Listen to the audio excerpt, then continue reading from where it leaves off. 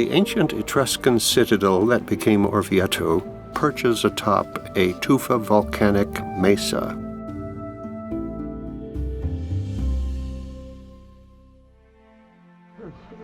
Because the porous rock is relatively easy to dig, caves have proliferated under most of the city. That's one priority experience for Eric, the antiquarian.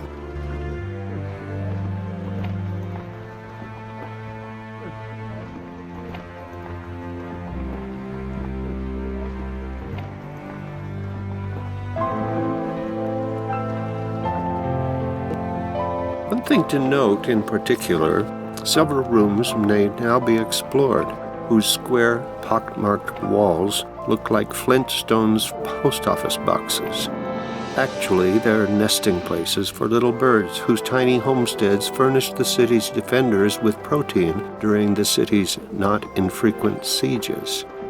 The birds would fly out every morning to forage, then return in the evenings. Protein sources through inevitable eggs and fattened squabs. I can imagine them fluttering over the heads of encampments of the impatient enemy.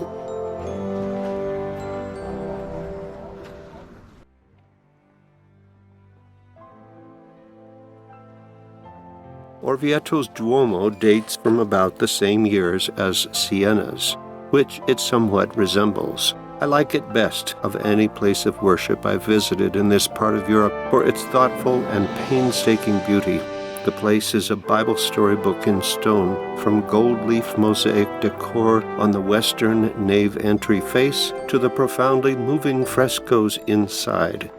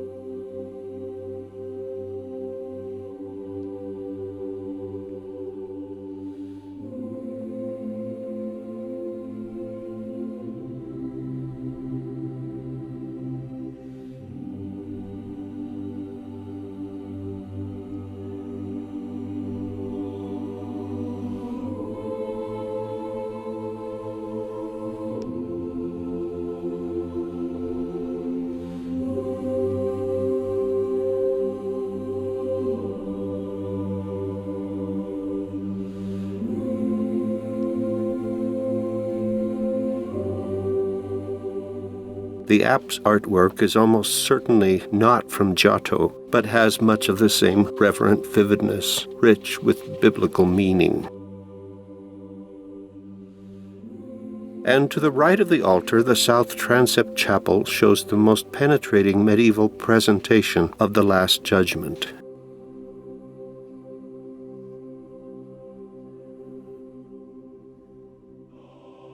The room is without sound, and yet the left-hand scene blares out a horrid visual cacophony. These are the damned, those with no hope of joy ever. Year after year they writhe in their misery, continually goaded by the demons whose job it is to assure plenty of suffering. On the right side, a couple dozen of the blessed stand in awe or enjoy thoughtful whispers with friends they loved before all this rising out of the earth miracle happened. All are aware of radiant joy pouring from above. Notice the helpfulness of two of the guys who have emerged from the dust moments before, helping their friends come up out of the soil. All occupy bodies that might have been sculpted by Michelangelo, which they will enjoy forever.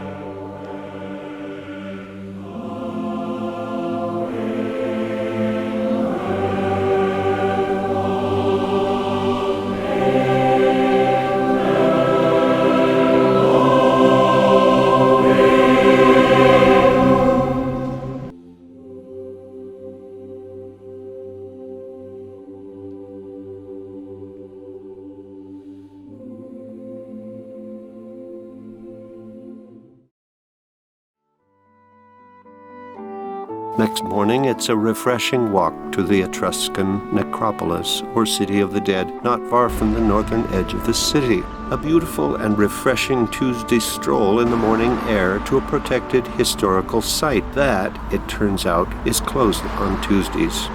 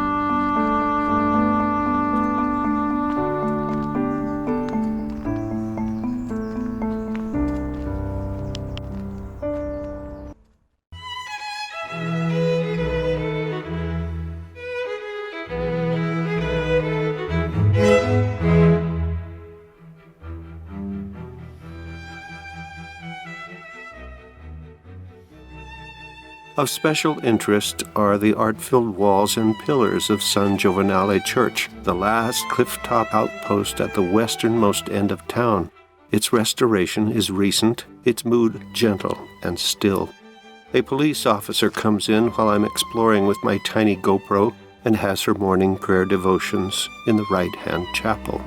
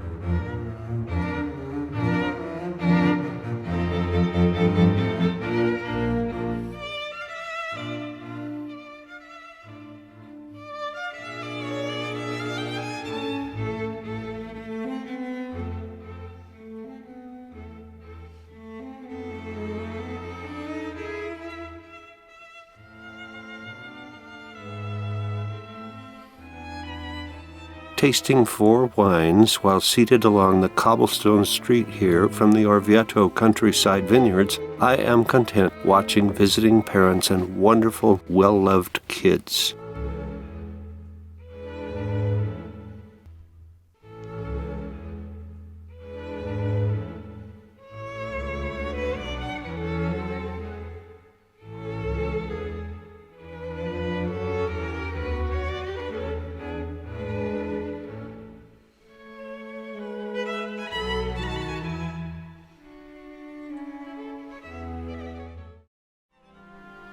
Not far from the city hall is St. Andrea's, longest-standing church in the city, at least 200 years older even than San Giovanale, which itself dates from the mid-10th century.